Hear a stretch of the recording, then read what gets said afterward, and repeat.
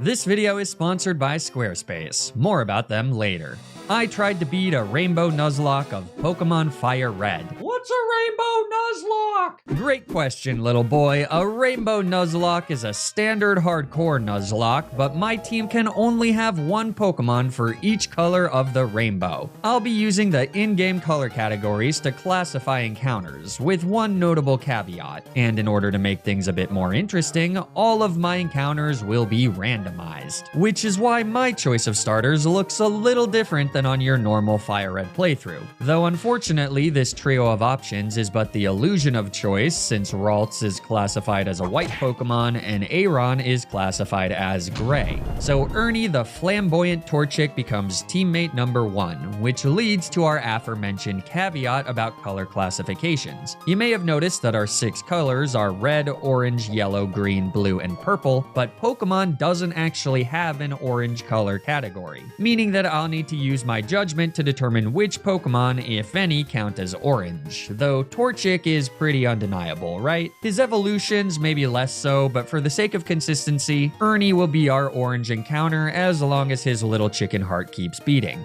After delivering death by 1,000 cuts to Bulbasaur, Ernie and I can start collecting teammates, but our mission to recruit friends starts with a dud as the 2 potential Route 1 encounters randomize into Spearow and Nincada, who are brown and gray respectively. Thankfully, Route 22 is more fruitful as Grimace the Zubat joins the squad in our purple slot. Yeah, technically the entire Zubat line is purple, not blue, but that'll be less of a visual bugaboo once she evolves into Crobat. Or should I say if, because I've got just 2 more encounters before Brock, and right now our team isn't looking like the best answers to his rock types. On Route 2, things get bleaker as I pull Hopeep, who, despite what the Gen 3 sprite may suggest, is actually a pink Pokemon instead of red. But since Skiploom is green and Jumpluff is blue, this is an eligible encounter, just one that must be boxed until she can evolve. Which means that our last hope is the Viridian Forest encounter. All I need is a water type or a grass type, or really just anything that isn't completely useless. Motherfuck! This is literally the worst encounter I could have gotten. Since Butterfree is a white Pokemon, Yoda the Metapod can't evolve, and because he didn't evolve from Caterpie, he doesn't even know Tackle or String Shot, which could arguably provide a modicum of utility. But nope, all Yoda's got is Harden. A piece of shit you are!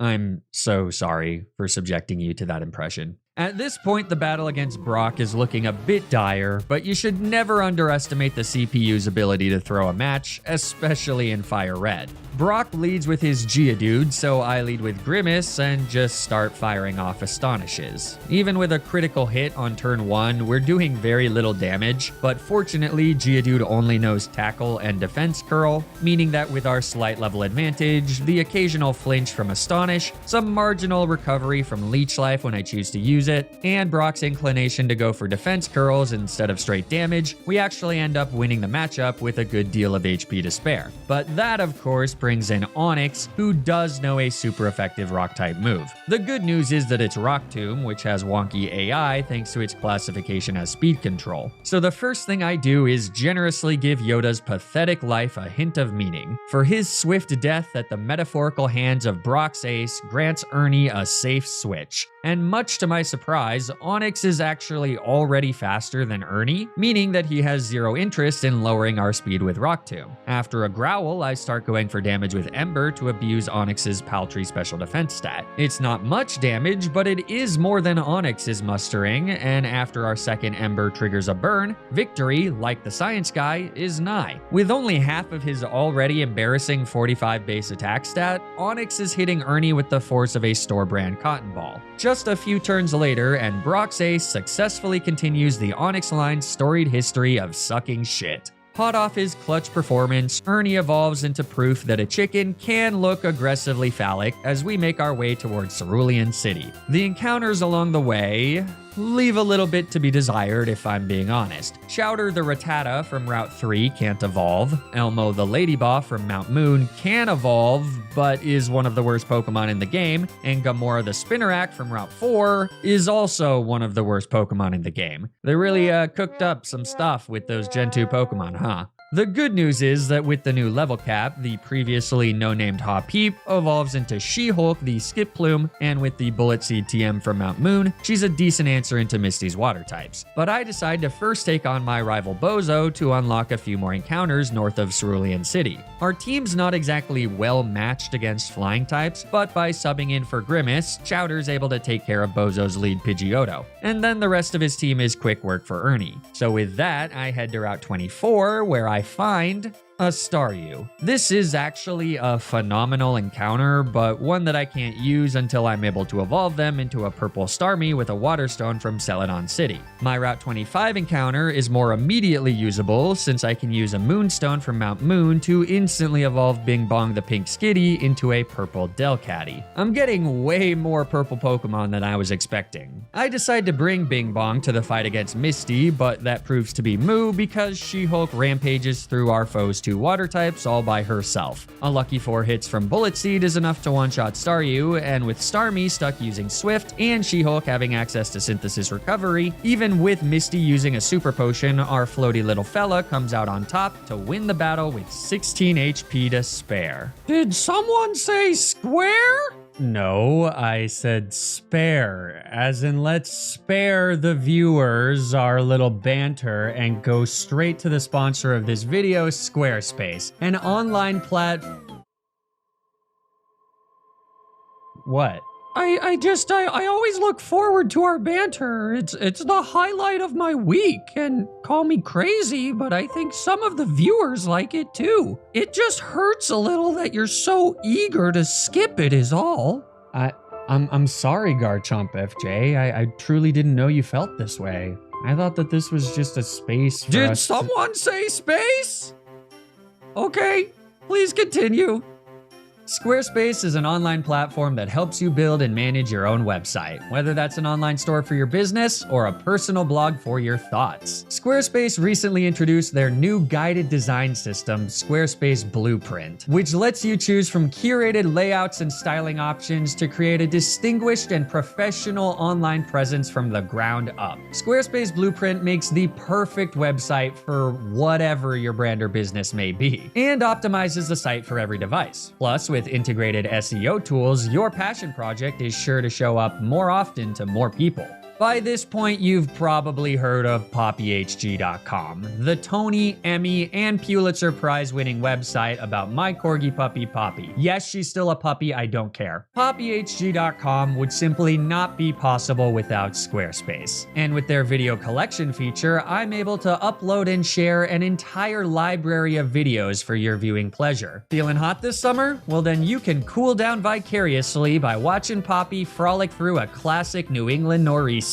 With Squarespace's additional features like analytic information about the traffic of your website and online stores to help monetize your passion, you're sure to get the most out of your Squarespace subscription. So if you're looking to start a website for your business or hobby or corgi, then you should check out squarespace.com for a free trial. And when you're ready to launch your website, you can use my custom link to save 10% off your first purchase of a website or domain. Thanks so much to Squarespace for sponsoring this video, and to you for using my links. It really helps out a ton. But now, let's get back to the challenge. En route to Vermilion City, Grimace evolves into Golbat. I find a Makuhita named Winnie, who counts as a yellow Pokemon, but unfortunately one that cannot evolve since Hariyama is brown, and I catch Kermit the Shroomish, who will become our more permanent green teammate for the foreseeable future. Thanks for your service, She-Hulk. You are dismissed. With Kermit swiftly evolving into Breloom, we've got a solid matchup against Lieutenant Surge, but he immediately becomes completely trivial thanks to my fishing encounter in Vermilion City. Because who should appear but Gumball the Wooper, the perfect and cutest counter to Lieutenant Surge's electric types. He is the prince who was promised. Though before that, there are 2 more encounters here. On Route 11, I catch a Spheal named Stitch, and in Diglett Cave, I find another Spheal, which is unusable as a dupe. Could you imagine using multiple Spheals? Anyways, after Gumball evolves into Quagsire and we soothe the sorrows of an elderly sea captain by rubbing his back, we head to the Vermilion City Gym where Gumball clicks Mudshot 3 times for the dub. And with 3 gym badges, we now get a bunch more potential encounters, which means ample opportunities to get disappointed. Route 9 yields a big fat goose egg from all 3 possible slots. Route 10 yields a potential sub for Gumball in the form of Chinchou. Rock Tunnel nets me Big P in case my only other orange encounter perishes. Route 7 grants me a future dark type in the form of Shigo the Cacnea. And on Route 8, I grossly underestimate how squishy Poliwag is. So, as we enter Erica's gym in Celadon City, the only change to the team is Kermit for Shigo, but that's only so that we can use Cut without using a move slot on one of my other better Pokemon. Erica is extremely simple if you have a flying type or a fire type, and since we have both, this fight was over before it even started. With wing attacks, Grimace slices through her 3 Pokemon like a trifecta of perfectly cooked fish fillets. I thought maybe we'd need to sub in Ernie for Vileplume after getting hit by a sleep powder, but nope. Grimace crits for the one-shot to keep all the spotlights squarely on her. With that, Southern Kanto opens up as we speed through the Team Rocket subplots with reckless abandon. Do I almost get Mega Punched by a Kangaskhan at -1 defense? Yes, but who among us hasn't made the occasional mistake that goes completely unpunished, thereby resulting in 0 lessons learned? During my vigilante spree, I also catch a number of new Pokemon, some of which are actually good. The highlights include a member of the Corphish Corps from the Pokemon Tower in Lavender Town, who upon evolution will finally give me a red alternative to Elmo the Ladian. No offense, big boy, it's nothing personal. In Saffron City, I pick up a Typhlosion from the Fighting Dojo, who is technically a yellow Pokemon, and I'm not really gonna question it because Bert is much better than Winnie. There's also Yoshi the Trapinch, who evolves into a green-colored Flygon, and well, really just a bunch of other crap. Ultimately, though, we've got what we need. Our colorful team is looking pretty powerful, especially as I swap Grimace out for the now fully evolved Ursula. Frankly, Starmie is a ridiculously good Pokemon, in most games, but especially in Fire Red and Leaf Green, though usually they're a version exclusive to the latter. The combination of Stab, Psychic, and Surf, along with coverage from Thunderbolt and Ice Beam, genuinely solos like 90% of the game with enough EV investment. Now, I didn't EV train Ursula, but even then, they're pretty phenomenal against Koga's team of poison types. His Muck does survive with a Sliver, and thanks to Minimize, things start to get a little sketchy since our foe immediately heals. My first follow-up attack does connect, but then back-to-back misses give Koga a fighting chance. Thankfully, we do connect with our 3rd Psychic for the KO before things get out of hand, and then after that, the rest of Koga's team falls as planned.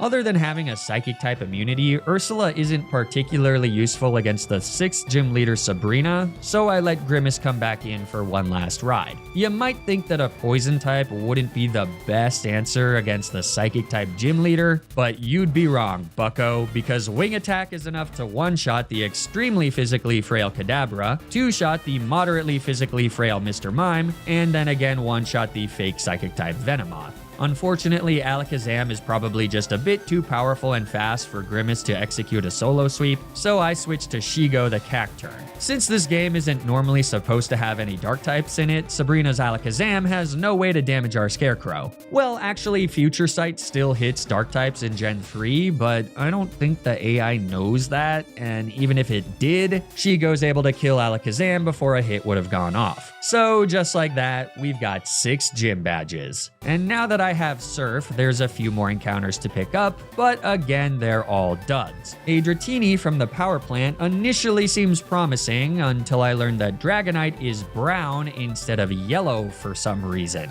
But yeah, everything else is completely useless, so I simply unleash Ursula on Blaine's fire types and Giovanni's ground types, netting a quick and dirty final 2 gym badges and setting us square on the path to the Pokemon League.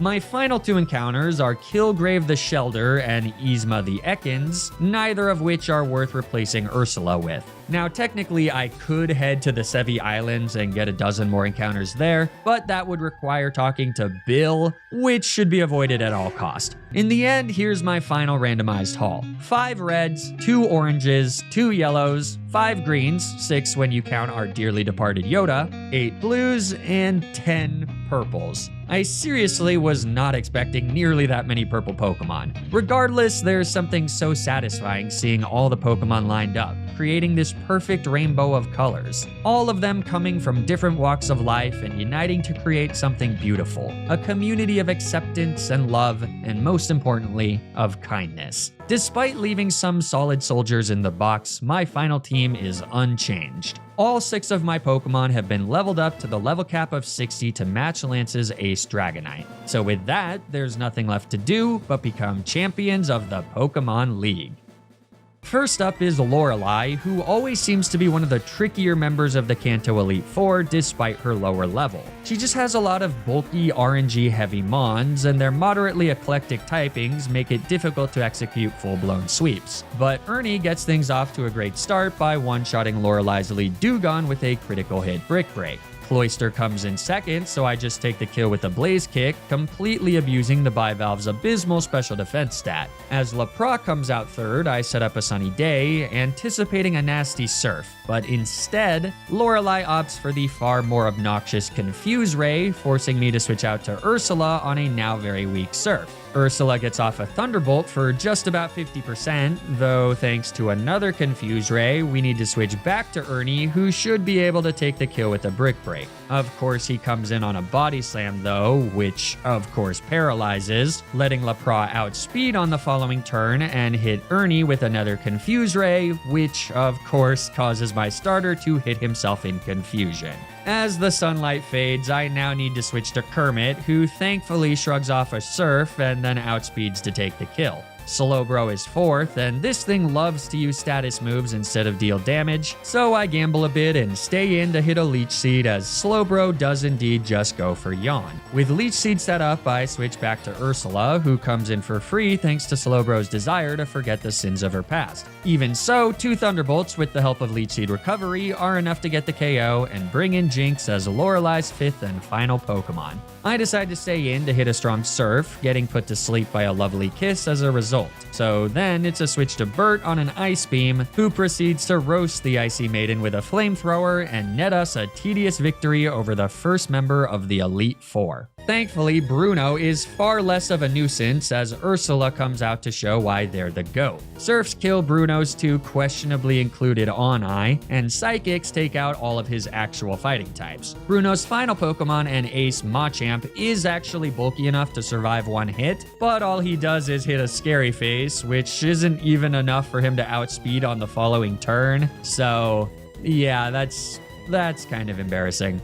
Agatha's poison types are also largely Ursula fodder. Her first Gengar, Golbat, and Arbok all fall to a single Psychic. I'm a little worried that her second Gengar will outspeed and threaten a KO with Shadow Ball, so I decide to switch to Carnage, who gets nailed by a Hypnosis, which immediately gets healed by our held Chesto Berry. A second Hypnosis does not, but that's fine since after we eat a Sludge Bomb, Carnage immediately wakes up and nails a Crunch that almost gets a clean one-shot. Since a Citrus Berry brings Gengar into the yellow, Agatha doesn't heal, opting instead to go for another Hypnosis, which finally misses, letting us take the KO with a second Crunch. That just leaves Haunter, who immediately puts Carnage back to sleep. So, not wanting to get mean-looked and cursed, I just switch to Bert, who earns his keep by taking a curse and then doing what he does best, Tarantinoing our enemies. The final member of the Elite Four is Lance, the Dragon Master, so as you can imagine, this is another field day for Ursula.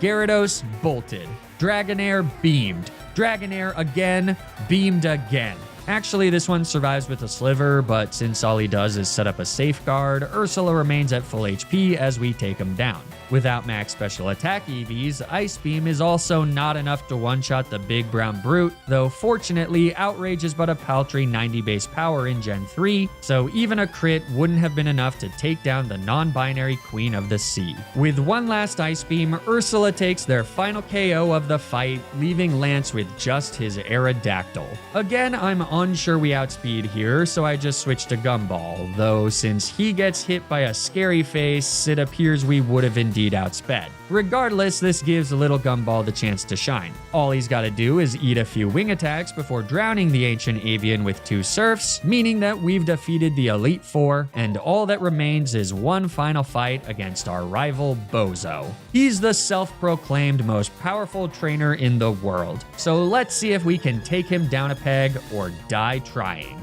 Against his lead Pidgeot, yeah, no, the most powerful trainer in the world does not lead with an 80 base attack Pidgeot. Though, admittedly, what Pidgeot lacks in power, he does make up for in moderate bulk, meaning that Ursula isn't strong enough to take the OHKO with Ice Beam. Bozo also decides to play dirty by going for Sand Attack, which, as he heals with a full restore, immediately pays dividends since we miss with a Thunderbolt. Our second one doesn't miss and causes a full paralysis, though Big Bird still manages to nail Ursula with a critical hit Aerial Ace. Our Citrus Berry means we'll survive a second crit, so I stay in and miss another Thunderbolt, as Pidgeot gets fully paralyzed. Look, it's the Cloth of Averages. Hi, buddy. With one last Thunderbolt, the hardest working Pidgeot finally falls, bringing Arcanine in next. So, not wanting to fall prey to another miss, I switch to Carnage on a resisted bite. A resisted Flamethrower on the next turn hits a hell of a lot stronger, but so does our super effective Surf.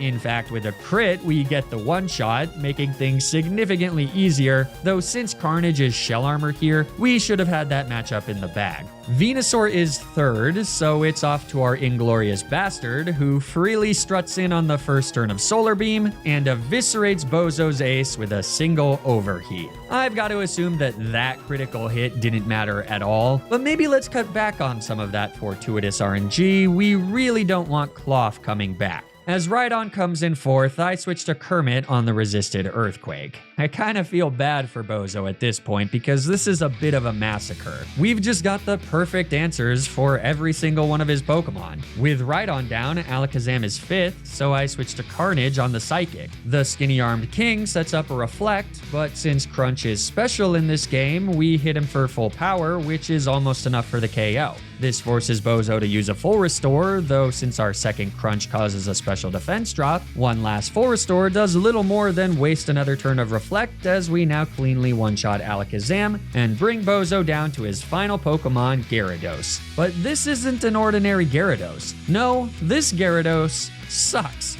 Look at this moveset. No Dragon Dance? What are we doing here? Tedious as this may be, it is completely safe to switch to Gumball and hit this floppy fish with a yawn as we shrug off the poots of damage from a few Dragon Rages. Once Noodle Boy is fast asleep, I can safely bring in Ursula, who proceeds to get the final KO of the playthrough with a Thunderbolt, winning us not just the battle against Bozo the Clown, but the entire run.